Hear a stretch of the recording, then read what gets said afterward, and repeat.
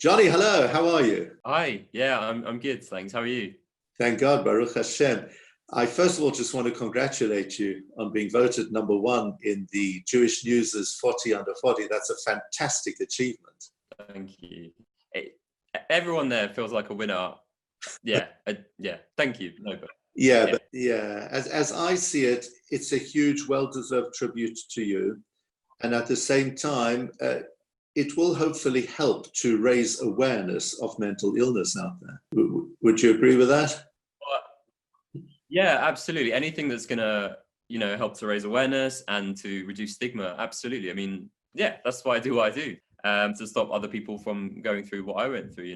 So anything that's going to do that, for sure, it's worth it. Yeah.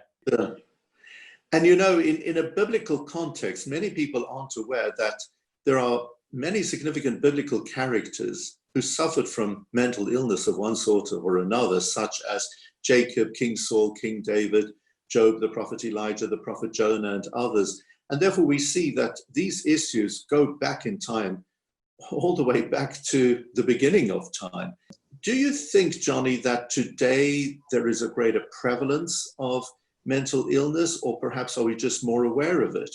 I'm not sure if there's a greater prevalence, but we're definitely more aware and definitely talking about it more. So, you just mentioned all those characters, and I went to synagogue all the time growing up, and I went to a Jewish school, and we never talked about that.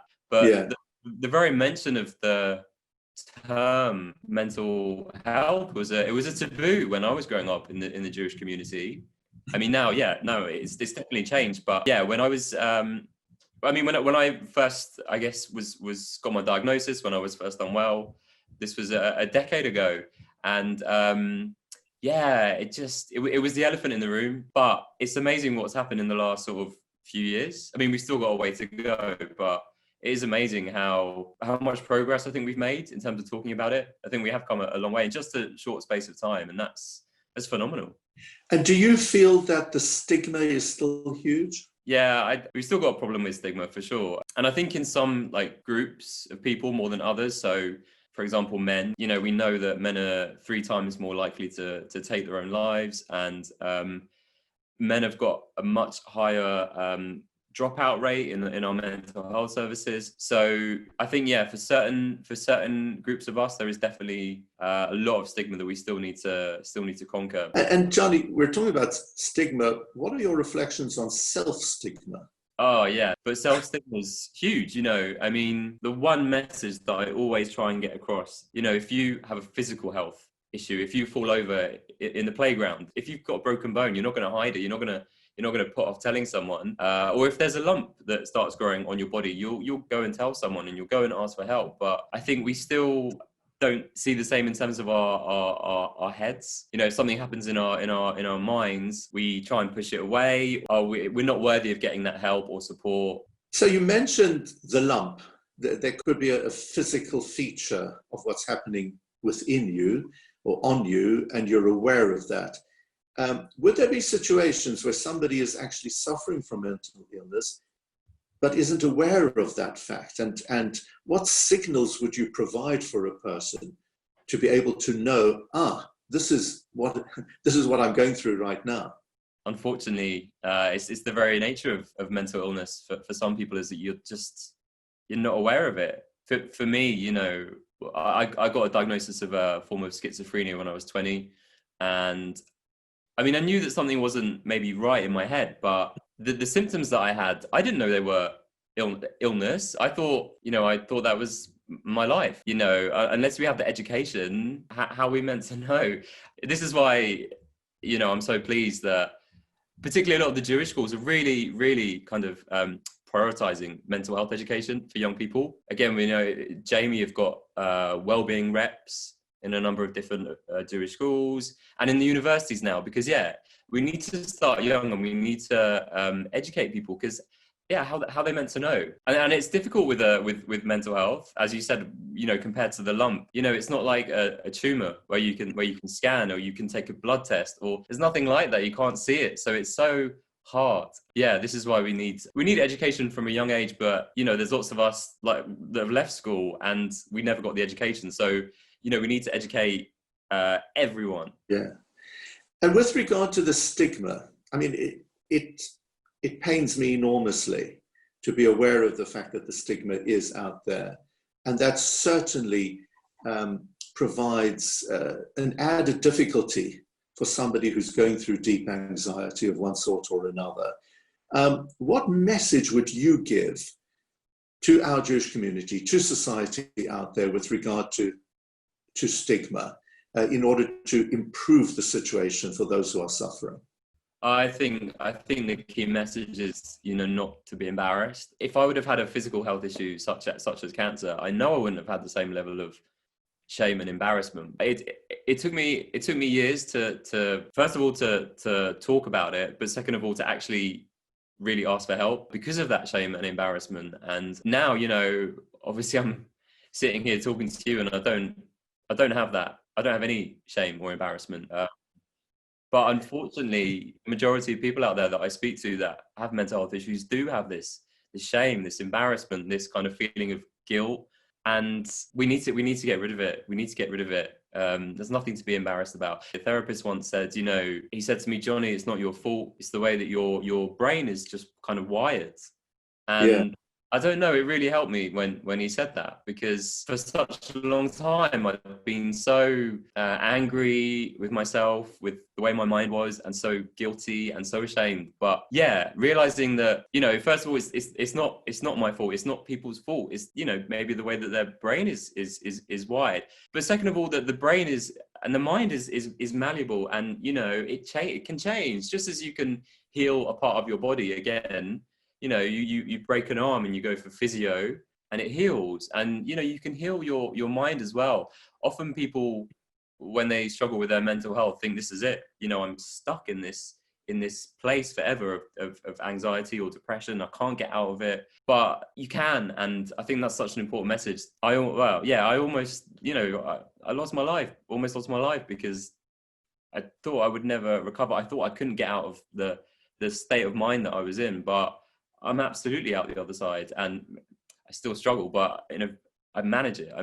So I think people need to hear that it does get better. It can get better for sure. Yeah, absolutely. And a huge congratulations to you, because it's not an easy thing, and what you yourself have gone through. I'm so pleased that you are willing to come forward and to speak about it. Tell me, Jonny, about the people around somebody who's suffering from mental illness. So what would you say to members of family who are noticing certain things? What are the signals that they need to pick up on?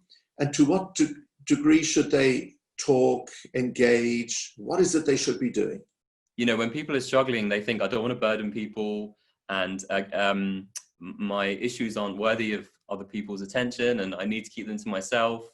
And I went through that. I felt, I was so scared of what my family and my friends would think, how they'd respond. And, the amount of back and forth in my head, I can't say this. How am I going to say it? And when I finally did say to my family and friends that I struggled with my mental health, I was only met with, love and empathy. And I just wish I hadn't spent so many years, saying to myself, oh, they're going to reject. But most of the time, you are met with empathy, and that's what people need. Because again, my family, friends, none of us got the education or the language, to talk about it, or the confidence. And it was hard at first. But again, as I said before, things change, and, people change. And my family and friends, because of my own experience, have been on their own journey. They've learned and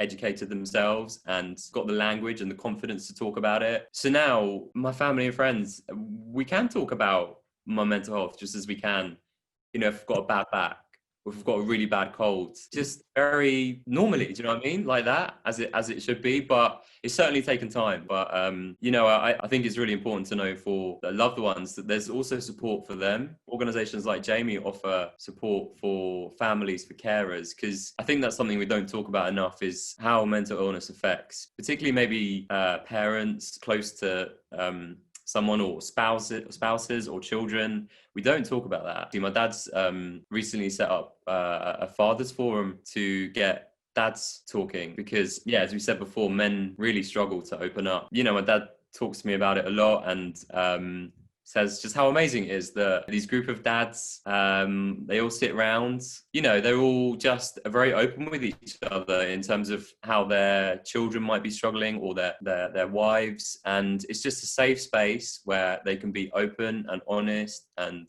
give each other support and advice, and that can make all the difference, you know. So there is support out there for loved ones. Yeah. Jonny, the key word you have been using all the time throughout our conversation is the word talk. Yeah. And not that you decided to highlight this word, but it seems to be the key feature of how to deal with this challenging situation. People need to talk. Those who are suffering need to talk. Those who are around them need to talk. And you said something which for me is so powerful and so necessary, and that is, you should never fear talking. That I sense is a key message you're giving, because of that stupid stigma out there.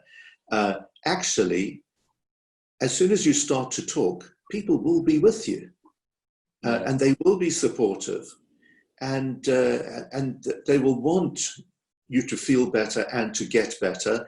And there are fantastic professional services out there which are available and are very easy to access.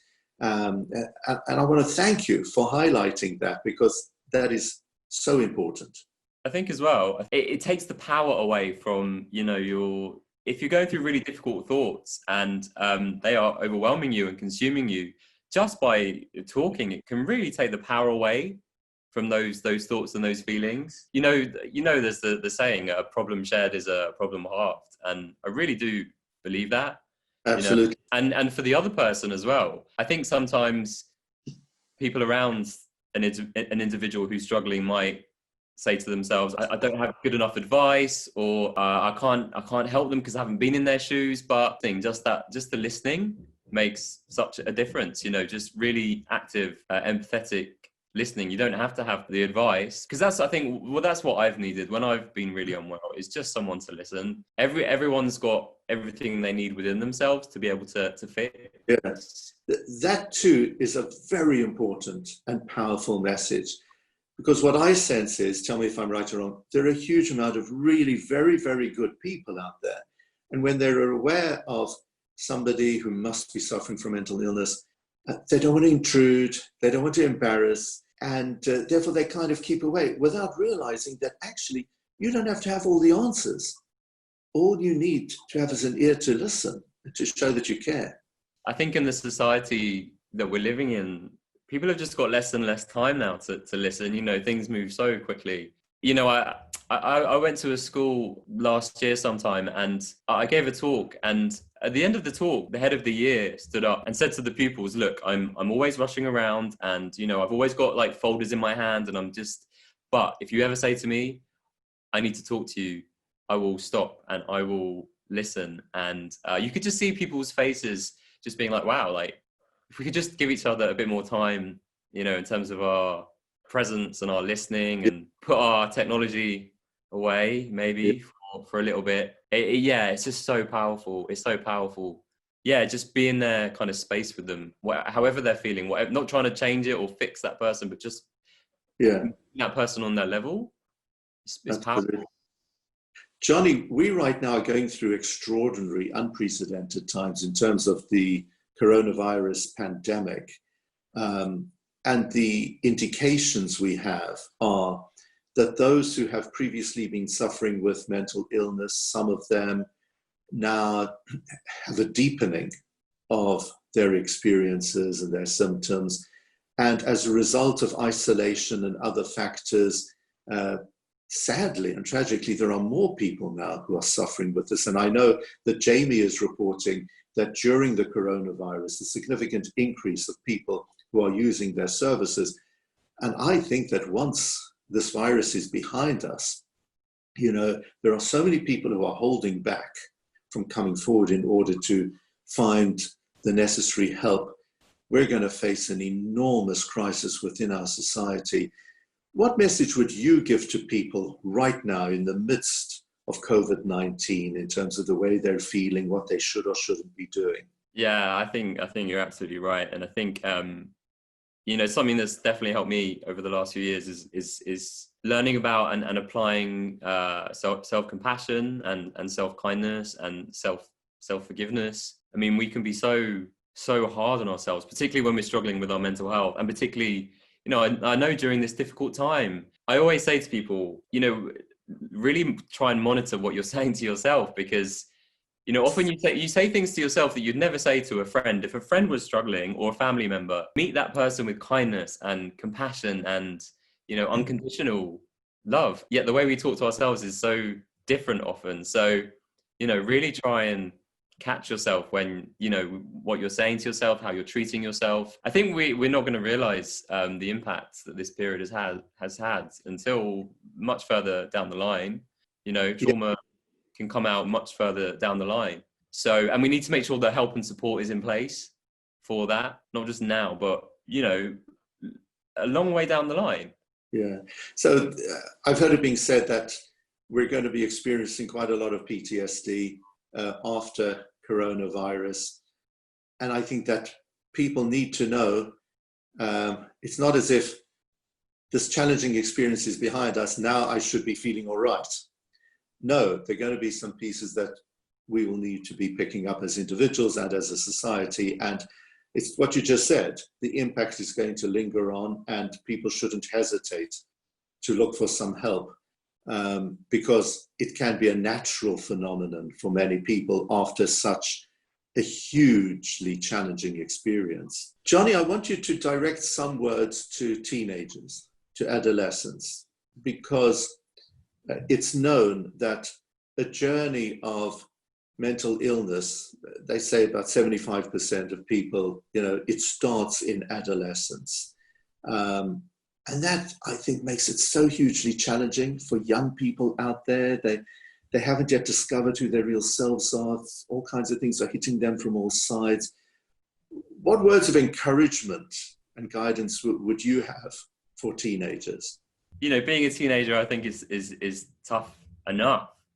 The brain is going through so many changes all the way up till they say now 25. The brain is changing, developing all the way till 25, and it's tough, and you have so much expectation put on you from maybe schools and families and career, and mental health struggles on top. I mean, it's really hard. So as I said before, more and more young people are talking about their mental health, which is amazing. And if you just go on social media or the internet, it's not hard to find these teenagers that are being so open. And that's what helped me to talk, was watching other people speak about their own experiences.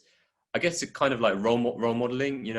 I didn't have the language or the confidence to talk at the very beginning, but through finally, and actually through the internet, on things like YouTube, I would watch people speak openly about their mental health and their struggles. And that gave me the confidence and the ability to be able to talk myself. So often I think, the internet and social media gets a lot of bad press, and it does have its negatives, of course, but it does have its positives in terms of particularly young people, speaking out and sharing, and I'd say, access that wealth of material online. But also, teachers now, if you're at school and you're struggling, teachers are much more educated, or they've had more training, and then siblings and parents, and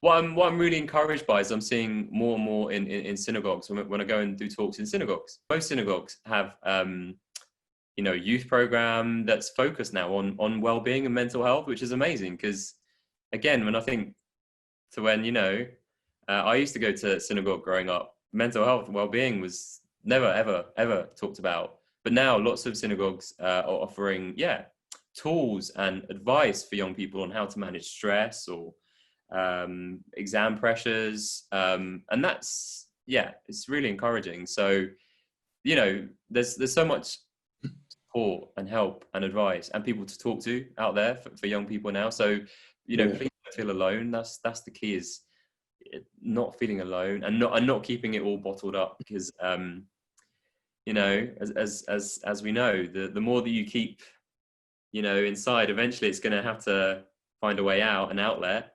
But so what we call, early intervention, the earlier that you can tackle it, the better. Yeah. And I think we need to be, you know, dealing with this from a much younger age, from, you know, even before someone becomes a teenager.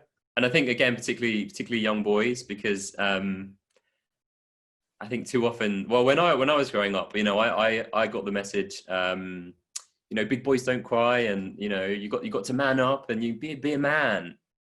But, you know, men struggle as well, and young men struggle as well, and that's okay. And it's strength is talking, and strength is opening up, and strength is, you know, asking for help. I think we need to change that message for our young boys. Yeah.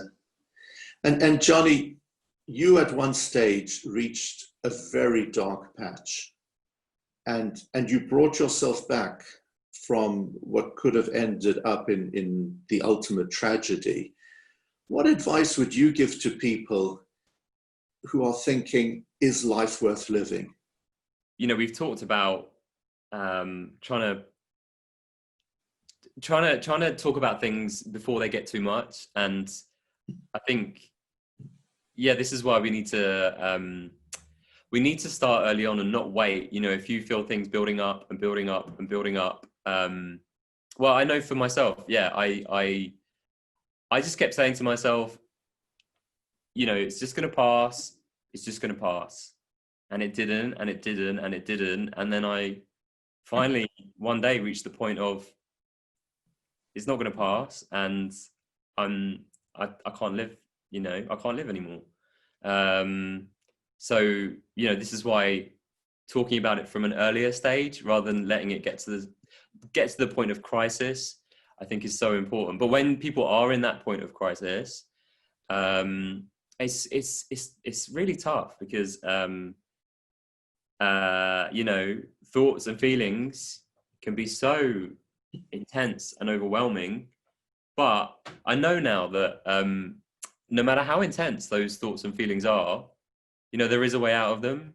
I need to talk to someone, and I need to get help. And just by, you know, talking to someone, and just by someone listening and reassuring me that, you know, this isn't the end, and I can get out of this current point in time. I can get out of it.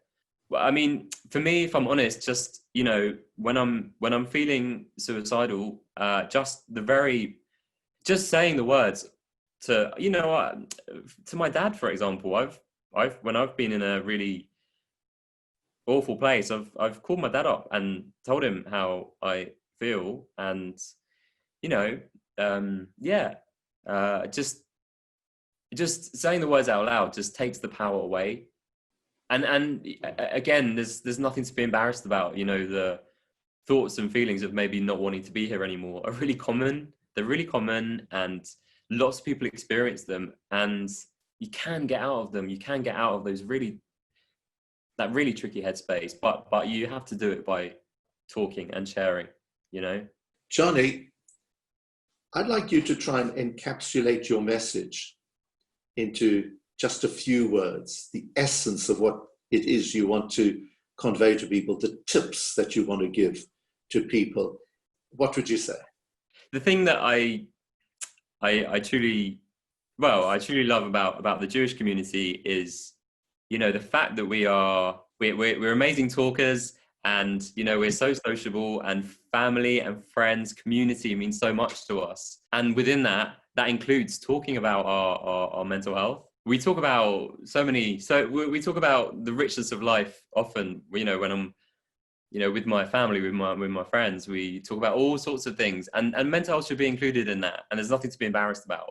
Just as, you know, we talk about our physical ailments so readily, but mental health, just, we wouldn't talk about, and that's got to change. And as I said before, the head is connected to the body. Mental health is no different to physical health, and so therefore we should treat it the same and talk about it the same. And I just hope one day we get to the point where, you know, we can talk to each other about our bad week, month of mental health, just as we can talk about our bad week, month of having a bad back, you know?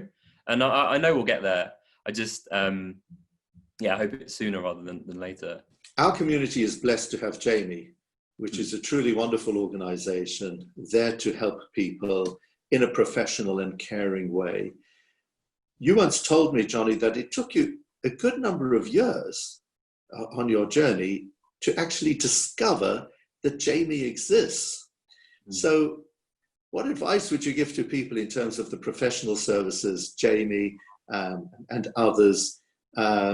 Because I feel that there is so much available and yet people aren't aware of it. Absolutely, absolutely. Well, I mean, you know, I got my diagnosis when I was 20, and it was about, yeah, I'd say 5 or so years until someone finally told me about. It was my doctor, it was my GP that said, "Oh, are you aware there's a Jewish mental health charity that can offer you support?" And I was like, no.